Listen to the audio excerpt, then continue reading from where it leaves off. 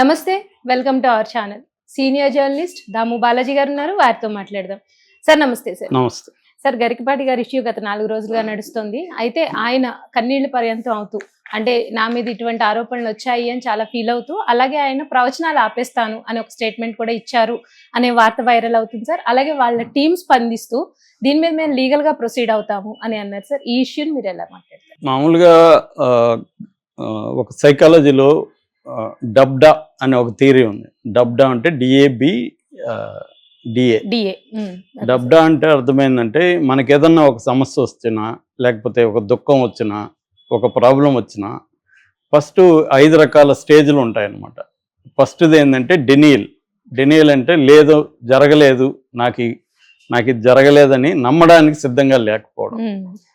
రెండోది వచ్చి యాంగర్ అంటే చాలా తీవ్రమైన ఆగ్రహం వస్తుంది. నాకే ఎందుకు జరగాలి, ఇది నా మీదే ఎందుకు ఇలా మాట్లాడుతున్నారు, దీన్ని యాంగర్ అంటారు.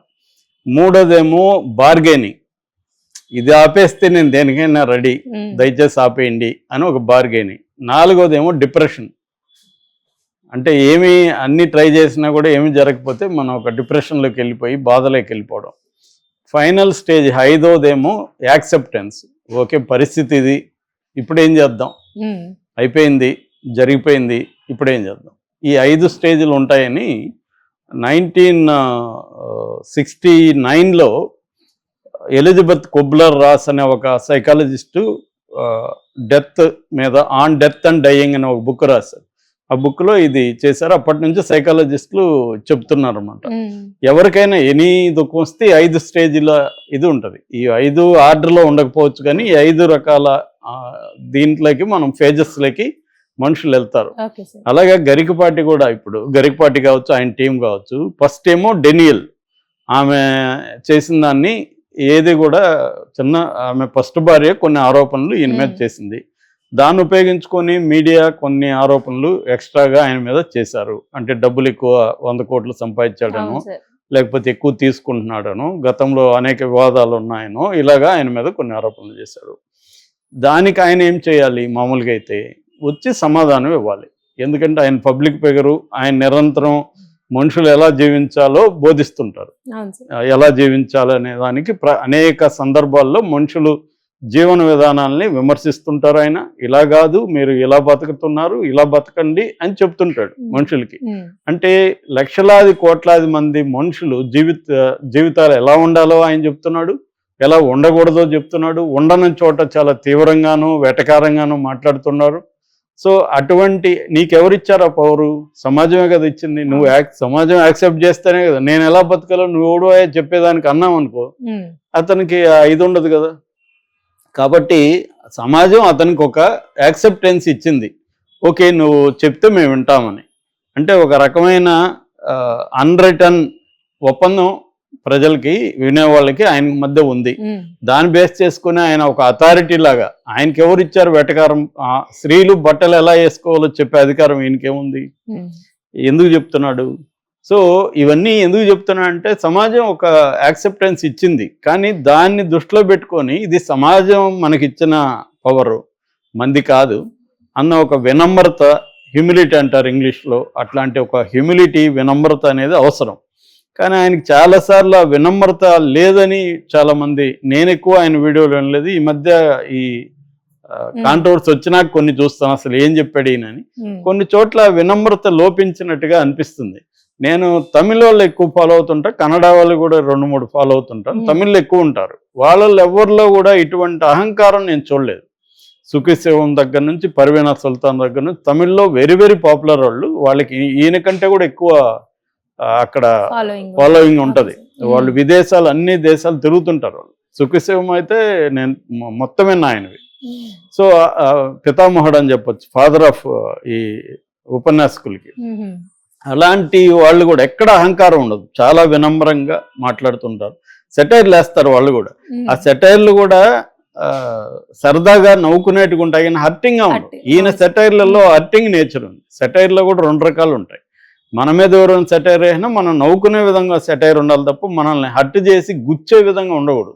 ఆ గుచ్చే విధం ఏంటంటే నువ్వు తక్కువ నేను ఎక్కువ అనే ఒక ఫీలింగ్ ఆయనలో కనబడుతుంది. అంటే మీరు అదములు, మీరు తక్కువ, మీకు నేను చెప్పడమే గొప్ప అన్న ధోరణి దాంట్లో ఉంది.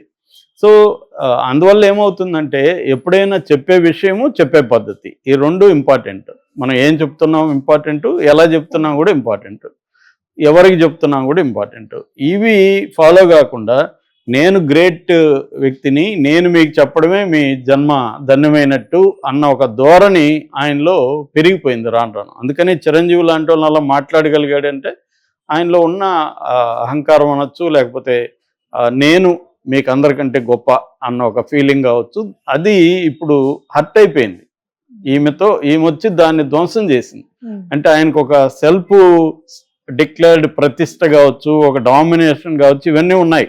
అంటే ఇది ఎక్కడి నుంచి వచ్చింది? ఆయనకి మోరలీ ఐఎమ్ సుప్రీం అనే క్వాలిటీ నుంచి వచ్చింది. మోరలీ అంటే మీ అందరికంటే నేను మోరల్గా సుప్రీం గై, నా జీవితం అంతా కూడా వెరీ ఆర్గనైజ్డ్గా ఉంది, మోరలీ నేను చాలా జాగ్రత్తగా ఉంటాను అన్న ఇది, నేను భార్యను ఎలా చూసుకుంటాను అవన్నీ కూడా ఆయన చాలాసార్లు చెప్పాడు.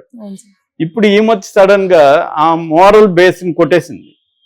అసలు నువ్వు మామూలు మనుషుల్లాగే, మామూలు మనుషుల కంటే అధముడివి, నువ్వు ఒక నీచుడివి, నీ పేరే నేను చెప్పలేను, అంత దారుణంగా నువ్వు బిహేవ్ చేసావు. నువ్వు అన్న భార్యని అంటే నన్ను మాయ మాటలు చెప్పి అన్నని మంచిగా పంపించేసి స్కూల్లో ఉంటే, నిన్న కొత్తగా వీడియో చేసింది, దాని మీద నేను సపరేట్గా మాట్లాడతా. సో నువ్వు మా హస్బెండ్ని ప్లాంట్గా వైజాగ్ పంపించేసి నన్ను లోపరుచుకున్నావు. ఆ లోపరుచుకోవడంలో ఆమె పాత్ర కూడా ఉందనేది నిన్న ఒప్పుకునింది ఆమె, నా తప్పు కూడా ఉందని. ఏదేమైనా ఎవరిదో ఒక యాక్టివ్ ప్యాసివ్ రెండు ఉంటాయి కదా. జనరల్గా యాక్టివ్గా ఉన్నప్పుడు, ఒక వ్యక్తి డామినెంట్గా యాక్టివ్ ఉన్నప్పుడు చాలాసార్లు లొంగిపోతారు. లొంగిపోయినాక ఒక 10 ఏళ్ళు 20 ఏళ్ళ తర్వాత ఏమనిపిస్తుందంటే వీడు నన్ను లొంగ తీసుకున్నాడనే అనుకుంటారు. తను కూడా లొంగిపోకుండా ఉండాల్సింది అనే ఉండొచ్చు, కానీ అవతల వ్యక్తి డామినెన్స్కి సరెండర్ అయిపోతారు. ఒక్కోసారి సరెండర్ అయ్యి ఉండకూడదు అనేది మళ్ళీ అనుకుంటాం, కానీ ఆ స్టేజ్లో చెప్పలేం. అలా అంటే యాక్టివ్ పార్ట్ అయితే ఈందే అనేది అక్కడ జనరల్గా కూడా మగవాళ్ళదే యాక్టివ్ పార్ట్ ఉంటుంది. స్త్రీలని ఇది చేసేటప్పుడు వీళ్ళు ఏంటంటే ప్లాన్డ్గా ఎలా ఒక వల విసరడం, ఒక వలని చుట్టుముట్టేయడం, ఆ వలలో వాళ్ళు ఇరుక్కునేటికి చేయడం అనేది చాలామంది చేసే టెక్నికే. స్త్రీలు జనరల్గా ప్యాసివ్ దీంట్లో ఉంటారు. ఇవాళ మారింది అనుకో, అది వేరే విషయం, జనరలైజ్ చేసి చెప్తున్నాను. సో ఆ కాంటెక్స్లో ఆమె చెప్పింది. ఇప్పుడు ఆయన ఏం చేయాలి? ఆమె చెప్పిన అభియోగాలు కరెక్టా కదా? ఆమె కొన్ని క్లియర్గా అభియోగాలు చేసింది. ఒకటి, అన్న భార్య నన్ను ఇతను ఆమె మాటలు చెప్పి తీసుకున్నాడు, పెళ్లి చేసుకోలేదు, ఓన్లీ దండలు మార్చారు. అక్కడి నుంచి నాకు టార్చర్ చూపించడం మొదలుపెట్టారు. ఆ టార్చర్ యొక్క మేనిఫెస్టేషన్, ఆమె జనరలైజ్డ్ టార్చర్ అంటుంది తప్ప టార్చర్ ఏ పద్ధతిలో చేశాడు అనేది అక్కడక్కడ కొన్ని చెప్పింది. అంటే పాలవాడి దగ్గర నుంచి అందరికీ అఫైర్లు అంటగట్టడం దగ్గర నుంచి, అతను తనని అణచివేయడం, తనలో విద్వత్తు ఉంటే దాన్ని రానియకుండా బయటికి, తను ఒక పద్యం రాస్తే దాన్ని ఆ తర్వాత ప్రోత్సహించకుండా ఈమె నన్ను డామినేట్ చేస్తుందేమన్న భయంతో తొక్కేయడం, ఇలాంటివి. అంటే అన్ని రకాలుగా ఆమె జీవితాన్ని ఎదగనీయకుండా చేసి తొక్కేశాడు, నలిపేశాడు నా జీవితం అని చెప్తుంది. సరే, ఆమె ఆరోపణలు యాజ్ ఇట్ ఈజ్ మనం ఆమోదించాల్సిన అవసరం లేదు. ఎందుకంటే ఇది ఎప్పుడైనా కూడా కోర్టులైనా మన న్యాయస్థానం అయినా ఒక ఆరోపణ చేస్తే దానికి సమాధానం ఇచ్చుకునే హక్కు ఆరోపించబడిన వ్యక్తికి ఉంటుంది. అక్యూజ్డ్కి స్వేచ్ఛ, ఫ్రీడమ్ ఉంటుంది, హక్కు ఉంటుంది. నేను తప్పు చేయలేదని నిరూపించుకునే హక్కు ఎవరికైనా ఉంటుంది, హంతకుడికైనా, ఈవెన్ టెర్రరిస్టులకైనా కూడా ఉంటుంది. అందుకనే వాళ్ళ తరపున కూడా డిఫెన్స్ అడ్వకేట్లని పెట్టుకోవడానికి అనుమతిస్తుంది కోర్టు. సో అటువంటి పరిస్థితుల్లో ఆమె చెప్పినవి ఆరోపణలే, అభియోగాలు, ఆరోపణలు. అంత ట్రూత్ అనేది మనం తెలియదు, మనకి ట్రూతా కాదో తెలియదు. ఈయన ఏం చేయాలి ఇప్పుడు? ఈయన వచ్చి చెప్పాలి.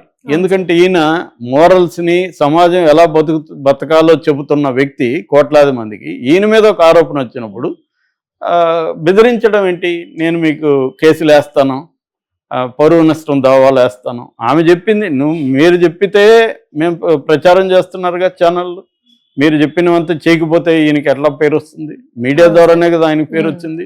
అసలు ఆయన ఎదుగుదలకి మీడియానే కదా కారణం. ఇప్పుడు వచ్చి మీడియా మీద నేను మీకు నోటీసులు పంపిస్తాను, మీ మీద కేసులు వేస్తానంటే మీడియా ఏం భయపడదు. ఎందుకంటే మీడియా ఒకరు కాదు, కేసులు వేస్తే వేసుకో అన్న టైప్లోనే మీడియా కూడా ఉంటుంది. ఆమె చెప్పింది రిపోర్ట్ చేయడం మీడియా తప్పెలాగవుతుంది? అట్లాగే నువ్వు అన్ని విషయాల మీద అందరి మీద తీర్పులు ఇచ్చేసి జడ్జిమెంట్లు చేస్తే తప్పులేదు, కానీ నీ మీద ఇంకొకరు తీర్పులు ఇస్తే ఎలా తప్పు అవుతుంది?